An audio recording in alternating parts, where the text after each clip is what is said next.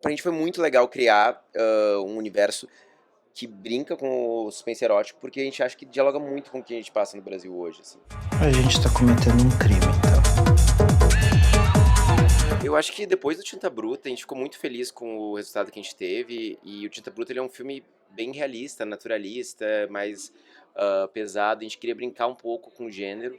Eu acho que bem no início, assim, a gente começou concebendo esse projeto flertando com uma ideia de um noir mais clássico, mas durante o processo de desenvolvimento a gente foi pouco a pouco percebendo que talvez ele tinha um pouco mais a ver com suspense erótico, que é um gênero que a gente adora, e aí a gente começou a mergulhar muito nesse cinema, assim, e claro, né, tentou pegar vários códigos desse gênero, mas trazer para nossa realidade, para o nosso Brasil 2025, queer.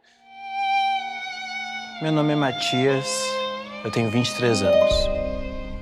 A gente trabalhou muito coletivamente para lapidar o Matias, assim. Essa impulsividade, que você chama de impulsividade dele, em alguma medida habita todo mundo. Esse impulso, vou usar essa palavra, de dar vazão aos desejos. Acho que em alguma medida habita todo mundo. Algumas pessoas abafam isso. Algumas pessoas levam isso à flor da pele, né? E eu entendo um pouco o Matias como uma dessas pessoas que não abafa o desejo, não deixa abafar. Pra gente era muito interessante fazer uma jornada sobre esses personagens que eles acham que eles vão atingir esse sucesso, se eles abdicarem dos desejos, de ser quem são e assim por diante. Mas aí no momento eles vão entrar em conflito e vão começar a perceber que talvez eles nunca vão fazer parte plenamente desse sistema, né? Discutir o que é permitido e o que não é, e como esse conflito entre o privado e o público meio acabou regindo quase todas as nossas escolhas estéticas também, foi um dos grandes motivos pra gente mergulhar nessa história, né?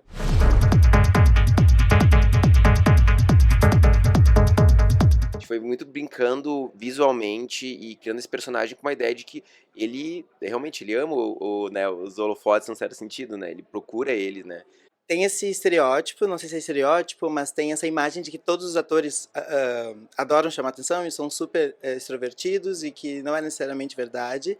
E eu, enquanto um ator que, enfim, gosto também de estar no centro e em alguma medida, fiquei procurando esse ponto de contato entre o meu desejo de estar nos holofotes, de ser o protagonista desse filme, e o desejo do Matias, de ser o protagonista dessa série, assim, né? Esse desejo de validação, de ser visto tanto no teatro, no cinema ou fazendo sexo, é também por esse desejo de validação. Eu quero ser validado pelo meu parceiro, quero me achar bonito, quero que o meu parceiro me ache bonito, quero achar o meu parceiro bonito. Então tem esse jogo de validação tanto no sexo, quanto na cena, quanto no trabalho, assim, né? E a cultura mesmo, né, da pegação em público, e que é um elemento muito importante da história LGBT, né? Porque uma vez que o desejo foi criminalizado, perseguido, olhado de maneira torta, existe esse submundo em que as pessoas vão se identificar e vão procurar o outro através do olhar, né?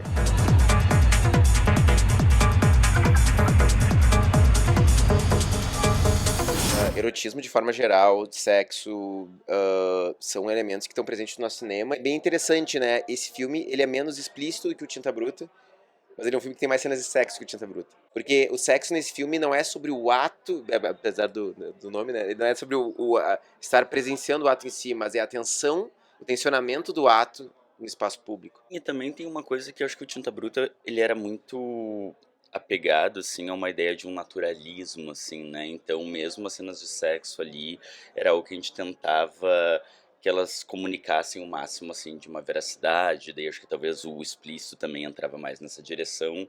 Enquanto no Ato Noturno a gente abraça um tom um pouco mais performático, assim. Então eu acho que as cenas de sexo vão nesse caminho também, né? Elas são menos explícitas daí nesse sentido, mas claro, elas estão ali, se fazem presentes, mas aí é pelo movimento dos corpos, sob a luz. Eu acho que elas são um pouco mais espetaculares, Uhum. no sentido de que eles estão dando um espetáculo, fazendo ali que eles têm um olhar, eu vou me portar de maneira diferente, a luz vai iluminar de maneira diferente.